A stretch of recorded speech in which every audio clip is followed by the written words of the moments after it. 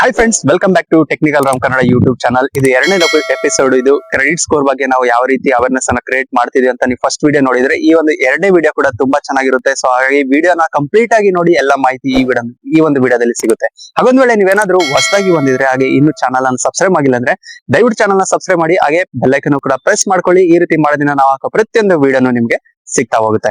So ಇವತ್ತಿನ ವಿಡಿಯೋದಲ್ಲಿ ನಾವೇನೇನ್ discuss ಮಾಡ್ತೀವಿ ಅನ್ನೋದನ್ನ ಸ್ಟ್ರೈಟ್ ಆಗಿ ನಾನು ನಿಮ್ಗೆ ಜಸ್ಟ್ ಪಾಯಿಂಟ್ಸ್ ಅನ್ನ ಮೆನ್ಷನ್ ಮಾಡ್ತೀನಿ. ಸೊ ಅದರಿಂದ ನಿಮ್ಗೆ ಗೊತ್ತಾಗುತ್ತೆ ಏನೇನ್ ಪಾಯಿಂಟ್ಸ್ ಎಲ್ಲ ಕವರ್ ಆಗುತ್ತೆ ಅನ್ನೋದು. ಹಾಗೆ ನಿಮ್ಗೆ ಒಂದು ಮೈಂಡ್ ಅಲ್ಲಿ ಒಂದು ಕ್ವಶನ್ ಅಂತ ಇರುತ್ತೆ. ಸೊ ಈ ಒಂದು ಎಲ್ಲಾ ಕ್ವಶನ್ಗೂ ನಿಮ್ಗೆ ಈ ಒಂದು ವಿಡಿಯೋದಲ್ಲಿ ಆನ್ಸರ್ಸ್ ಅನ್ನ ನಾನು ನಿಮ್ಗೆ ಕೊಡ್ತೀನಿ. ಎಸ್ಪೆಷಲಿ ನಾನು ಹಾಕಿರ್ತಕ್ಕಂಥ ಟೈಟಲ್ ರಿಲೇಟೆಡ್ ಕ್ವಶನ್ಸ್ ನಿಮ್ಗೆ ಏನಾದ್ರು ಇದ್ರೆ ಮನಸ್ಸಲ್ಲಿ, ಅದು ಕನ್ನಡದಲ್ಲೇ ಹೇಳ್ತಾ ಇರೋದನ್ನ ನಿಮ್ಗೆ ತುಂಬಾ ಚೆನ್ನಾಗಿ ನಮ್ಮ ಕನ್ನಡ ಆಡಿಯನ್ಸ್ಗೆ ತುಂಬಾ ಚೆನ್ನಾಗಿ ಕ್ಲಿಯರ್ ಆಗ್ತಾ ಹೋಗುತ್ತೆ. ಸೊ ಈ ಒಂದು ವಿಡಿಯೋದಲ್ಲಿ ಸೆಕೆಂಡ್ ಎಪಿಸೋಡ್ ಆಗಿರೋದ್ರಿಂದ ಸ್ಕೋರ್ ಯಾಕೆ ಡೌನ್ ಆಗುತ್ತೆ ಅನ್ನೋದನ್ನ ನಾನು ಹೇಳ್ತಿರೋದ್ರಿಂದ, ಈ ಒಂದು ಏನೇನಕ್ಕೆ ಡೌನ್ ಆಗುತ್ತೆ ಸ್ಕೋರ್ ಅನ್ನೋದನ್ನ ನಾನು ನಿಮ್ಗೆ ಸ್ಟ್ರೈಟ್ ಅವೇ ಮೆನ್ಷನ್ ಮಾಡಕ್ ಇಷ್ಟಪಡ್ತೀನಿ. ಲೇಟ್ ಪೇಮೆಂಟ್ಸ್ ಹಾಗೂ overdue loans and multiple enquiries and high credit utilisation and closing old credit cards. So first ಒಂದು ಬಂದ್ಬಿಟ್ಟು ಲೇಟ್ ಪೇಮೆಂಟ್ಸ್. ನೀವ್ ಏನಾದ್ರೂ ಲೇಟ್ ಪೇಮೆಂಟ್ ಮಾಡಿದ್ರೆ, ಅಂದ್ರೆ ಫಾರ್ ಎಕ್ಸಾಂಪಲ್ ಈಗ ನಾನು ನಿಮ್ಗೆ ಯಾವ್ದೋ ಒಂದು ಲೋನ್ ಅನ್ನ ತಗೊಂಡಿರ್ತೀನಿ. ಸೊ ಆ ಒಂದು ಲೋನ್ ನೀವೇನಾದ್ರೂ ಲೇಟ್ ಆಗಿ ಪೇ ಮಾಡಿದ್ರೆ, ಲೇಟ್ ಅಂದ್ರೆ ಸಮ್ ಡೇಸ್ ಅಂತ ಇರುತ್ತೆ, DPD ಅಂತ ಬರುತ್ತೆ, ಡೇಸ್ ಪಾಸ್ ಡ್ಯೂ ಅಂತ ಹೇಳ್ಬಿಟ್ಟು ಈ ಒಂದು ಟರ್ಮ್ ಇಲ್ಲಿ ಮೆನ್ಷನ್ ಮಾಡಕ್ ಇಷ್ಟಪಡ್ತೀನಿ ನಾನು. ಏನಕ್ಕಂದ್ರೆ, ಸೊ ಈ ಒಂದು ಟರ್ಮ್ ಮೆನ್ಷನ್ ಮಾಡಿದ್ ನಾನು ಏನಕ್ಕೆ ರೀಸನ್ ಇಷ್ಟೇ. ಸೊ DPD ಏನಾದ್ರೂ ನಿಮ್ಮ ಒಂದು ಕ್ರೆಡಿಟ್ ರಿಪೋರ್ಟ್ ಅಲ್ಲಿ ಕಾಣಿಸ್ತಾ ಇದ್ರೆ, ಇದು ಹೈ ರಿಸ್ಕ್ ಲೇಟ್ ಪೇಮೆಂಟ್ ಮಾಡಿದ್ರೆ ಅಂತ. ಸೊ ಹಾಗಾಗಿ ನಿಮ್ಮ ಕ್ರೆಡಿಟ್ ಸ್ಕೋರ್ ಸುಮಾರು 50ರಿಂದ 100 ಡೌನ್ ಆಗ್ತಾವಂತ ಚಾನ್ಸಸ್ ಇರುತ್ತೆ. 1 ದಿನ ಆಗಿರ್ಬೋದು, 30 ದಿನ ಆಗಿರ್ಬೋದು, ಇಟ್ ಡಸಂಟ್ ಮ್ಯಾಟರ್, ನಿಮ್ಮ ಸ್ಕೋರ್ ಡೌನ್ ಆಗೇ ಆಗುತ್ತೆ. ಲೇಟ್ ಪೇಮೆಂಟ್ ನ ಯಾವತ್ತೂ ಕೂಡ ಮಾಡಬೇಡಿ. ದಯವಿಟ್ಟು ನಿಮ್ಮ ಒಂದು ಪೇಮೆಂಟ್ ಅನ್ನ ಕರೆಕ್ಟ್ ಆಗಿ ಮಾಡಿ, ನಿಮ್ಮ ಸ್ಕೋರ್ ಆಟೋಮೆಟಿಕ್ ಆಗಿ ಇಂಪ್ರೂವ್ ಆಗ್ತಾ ಹೋಗುತ್ತೆ. So next, over dues loans.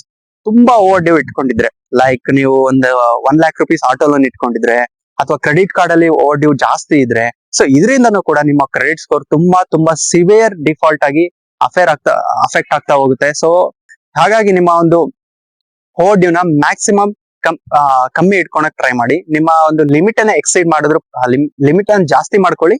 ಹಾಗೆ ಓವರ್ ಡ್ಯೂ ನ ಕಮ್ಮಿ ಮಾಡ್ಕೊಳ್ಳೋದ್ರಿಂದ ಕೂಡ ನಿಮ್ಮ ಒಂದು ಕ್ರೆಡಿಟ್ ಸ್ಕೋರ್ ಇಂಪ್ರೂವ್ ಆಗುತ್ತೆ. ಸೊ ಹಾಗಾಗಿ ಓವರ್ ಡ್ಯೂ ನ ತುಂಬಾ ಜಾಸ್ತಿ ಇಟ್ಕೊಳಕ್ ಹೋಗ್ಬೇಡಿ. ಸೊ ಅದರಿಂದ ಕೂಡ ಸ್ಕೋರ್ ತುಂಬಾ ಡೌನ್ ಆಗ್ತಾ ಹೋಗುತ್ತೆ. ಸೊ ನೆಕ್ಸ್ಟ್ ಬಂದ್ಬಿಟ್ಟು multiple enquiries. So multiple enquiries, for example ನೀವು ಲೋನ್ ತಗೊಬೇಕು, ಎಲ್ಲೆಲ್ಲೋ ಎನ್ಕ್ವೈರಿ ಮಾಡ್ಬಿಡ್ತೀರಾ, ಅಪ್ಲೈ ಮಾಡ್ತೀರಾ, ಫ್ಲಿಪ್ಕಾರ್ಟ್ ಅಲ್ಲಿ ಎಲ್ಲೆಲ್ಲೋ ಆಡ್ಸ್ ಬಂತ ಅಂತ ಹೇಳ್ಬಿಟ್ಟು ನಿಮ್ಮ ಒಂದು ಇನ್ಫಾರ್ಮೇಶನ್ ಕೊಟ್ಬಿಟ್ಟು ಪ್ಯಾನ್ ಕಾರ್ಡ್ ಕೊಡ್ತೀರಾ. ಸೊ ಹಾಗಾಗಿ ಅವರು ಎಲ್ಲಾ ಕೂಡ ಹಾರ್ಡ್ ಚೆಕ್ ಆಗ್ತಾ ಹೋಗುತ್ತೆ. ಸೊ ಇದರಲ್ಲಿ ಕೂಡ ಎನ್ಕ್ವೈರೀಸ್ ಅಂತ ಬಂದ್ಬಿಟ್ಟು ಹಾರ್ಡ್ ಎನ್ಕ್ವೈರೀಸ್, ಸಾಫ್ಟ್ ಎನ್ಕ್ವೈರೀಸ್ ಅಂತ 2 ಟೈಪ್ಸ್ ಇರುತ್ತೆ.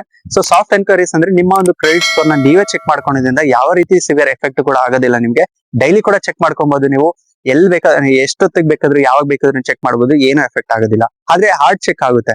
ಹಾರ್ಡ್ ಚೆಕ್ ಯಾವಾಗ ಆಗುತ್ತಪ್ಪ ಅಂದ್ರೆ, ಈ ಒಂದು ನಿಮ್ಮ ಬ್ಯಾಂಕ್ಸ್ ಆಗಿರ್ಬೋದು, NBFCs ಆಗಿರ್ಬೋದು, ನಿಮ್ಮ ಪಾನ್ ಕಾರ್ಡ್ ನ ಇಟ್ಕೊಂಡ್ಬಿಟ್ಟು ಚೆಕ್ ಮಾಡಿದಾಗ, ನಿಮ್ಮ ಕ್ರೆಡಿಟ್ ರಿಪೋರ್ಟ್ ಆಕ್ಸೆಸ್ ಮಾಡಿದಾಗ ನಿಮ್ಗೆ ಸಿಗುತ್ತಲ್ಲ, ಸೊ ಅದು ಹಾರ್ಡ್ ಚೆಕ್ ಅಂತ ಹೇಳ್ತಾರೆ. ಈ hard enquiries back to back 5 to 10 ಬಂತಪ್ಪ ಅಂದ್ರೆ, ಅದರಿಂದ ಕೂಡ ನಿಮ್ಮ ಒಂದು ಕ್ರೆಡಿಟ್ ಸ್ಕೋರ್ ಎಫೆಕ್ಟ್ ಆಗ್ತಾ ಹೋಗುತ್ತೆ. ಎಸ್ಪೆಷಲಿ ಅಪ್ರೂವ್ ಆಗಿಲ್ಲ, ರಿಜೆಕ್ಟೆಡ್ ಆಯ್ತಂದ್ರೆ ಇನ್ನ ತುಂಬಾ ಕಮ್ಮಿ ಆಗ್ತಾ ಹೋಗುತ್ತೆ. ಸೊ ಹಾಗಾಗಿ ಮಲ್ಟಿಪಲ್ ಎನ್ಕ್ವೈರೀಸ್ ನ ನೀವು ಯಾವತ್ತೂ ಕೂಡ ಅಪ್ಲೈ ಮಾಡಕ್ ಹೋಗ್ಬೇಡಿ. ಸಿಮಿಲರ್ಲಿ ಹಾಗೆ ನೀವು ಸಾಫ್ಟ್ ಚೆಕ್ ಕೂಡ ಮಾಡ್ತಾ ಇರ್ಬೇಕಂತ ಹೇಳಕ್ ಇಷ್ಟಪಡ್ತೀನಿ. ಸೊ ಅದರಿಂದ ನಿಮ್ಮ ಒಂದು ಕ್ರೆಡಿಟ್ ಮಾನಿಟರ್ ತುಂಬಾ ಚೆನ್ನಾಗಿ ಆಗ್ತಾ ಇರುತ್ತೆ.